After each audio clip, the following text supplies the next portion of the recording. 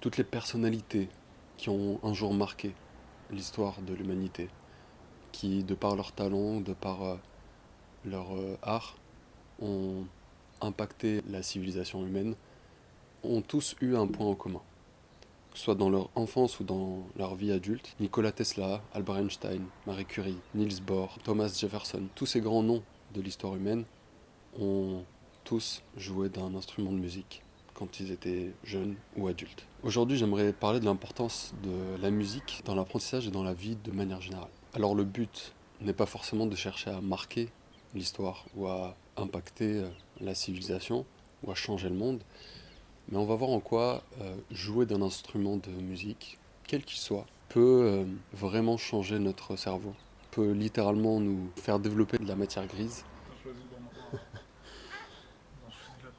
Hmm.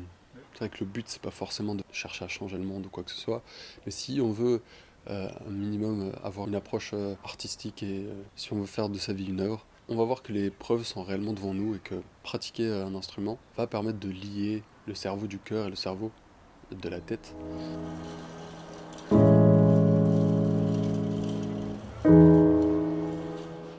Si on veut équilibrer entre notre cœur et notre cerveau, la meilleure technique est de jouer de la musique, à vrai dire. Mais comment s'y mettre? Comment se pousser à jouer de la musique si c'est pas quelque chose forcément qui a été naturel chez nous? Comment s'y mettre dès le départ? La première des choses, c'est de différencier l'outil de l'instrument. Parce qu'un tournevis, une télécommande, un marteau ou un smartphone sont des outils. Un outil, ça s'utilise. Un instrument, en revanche, ça se joue. Et donc l'unique focus justement qui va se faire, c'est se concentrer sur ce qui attire naturellement notre kiff en fait. Se laisser guider par cette boussole du plaisir. C'est-à-dire quel est l'instrument qui m'intéresse généralement dans mes morceaux de musique préférés et commencer à noter petit à petit les musiques, les chansons qui m'intéressent le plus. Et pour ça, je vais créer une note. Je vous invite à le faire, à créer une note sur votre téléphone qui peut s'appeler à jouer. Et vous allez noter toutes les chansons qui vous font vibrer. Et vous allez noter à chaque fois qu'il y a une chanson ou un morceau de vos chansons préférées que vous voulez jouer. Donc soit au piano, à la guitare, à la flûte, à l'harmonica, quoi que ce soit. Vous allez simplement les noter. Et quand vous avez commencé le piano, commencer le jeu de l'instrument, eh bien l'objectif ça va être simplement de chercher une vidéo, des chansons à jouer sur YouTube avec un tuto. Des vidéos sur YouTube, il y en a énormément, surtout en anglais, pour apprendre n'importe quelle chanson, n'importe quel morceau. Donc vraiment, je vous invite à le faire. On pourrait se dire que les morceaux qui nous plaisent, c'est généralement pas des morceaux faits pour des débutants ou quoi, mais franchement, il faut se détromper par rapport à ça parce que vaut mieux apprendre à jouer un morceau qu'on aime, qui est difficile, plutôt qu'apprendre un morceau qui est facile mais qu'on aime moyennement, quoi. On a beaucoup plus de chances d'y arriver. D'ailleurs, il y a une étude du MIT qui a été faite récemment en 2021 qui montre que l'apprentissage est 50% plus efficace lorsque l'élève choisit les morceaux qu'il aime. Une autre étude de l'université de Cambridge a révélé, elle, que 85% des adultes qui apprennent un instrument par plaisir persistent au-delà des 6 mois de pratique, contre seulement 20% pour ceux qui visent la performance. Donc, j'aimerais vraiment citer cette phrase de Feynman, qui s'applique à plein de domaines, mais encore plus à la pratique d'un instrument de musique, qui dit que quoi que tu fasses, si tu n'y prends pas de plaisir, c'est que tu ne le fais pas de la bonne manière. Et ça nous fait la parfaite transition pour le dernier point de cette vidéo, qui est le lien entre la musique, le cerveau et le cœur. Parce que ces liens sont véritablement fascinants. Et notamment parce qu'ils reposent sur des bases scientifiques solides. Par exemple, on sait que notre système nerveux intercardiaque, donc c'est en gros les 40 000 neurones que contient notre cœur, qui forment un mini-cerveau capable de traiter des informations indépendamment de notre système nerveux central. Donc ça, c'est une étude qui est publiée dans HeartMath Institute en 2015. Et en fait, on a vu que la communication entre le cœur et le cerveau à travers le nerf vague va être accentuée. Parce que la musique, en fait, elle module cette communication-là à travers le nerf vague. Et pour finir, l'université d'Oxford a publié qu'en fait, jouer d'un instrument augmente la variabilité du rythme cardiaque.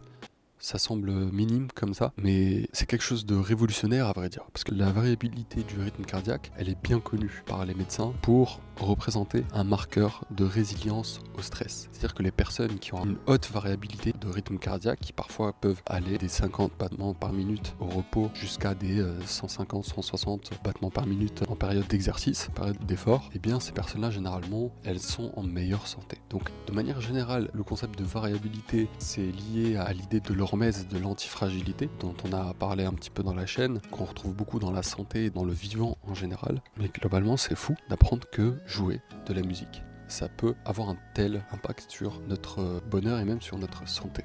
Et au-delà même de la santé, il y a un effet qui s'appelle l'effet d'harmonisation, qui fait que lorsqu'on joue de la musique, eh bien le cerveau et le cœur synchronisent leurs fréquences. C'est le phénomène de cohérence cardiaque, donc ça veut dire que notre anxiété va être réduite et notre prise de décision va être améliorée. Tout simplement parce que le lien entre ce que l'on veut et ce que l'on fait va être équilibré, va être fluide. C'est le lien qui se fait à travers le nerf vague dont on parlait tout à l'heure.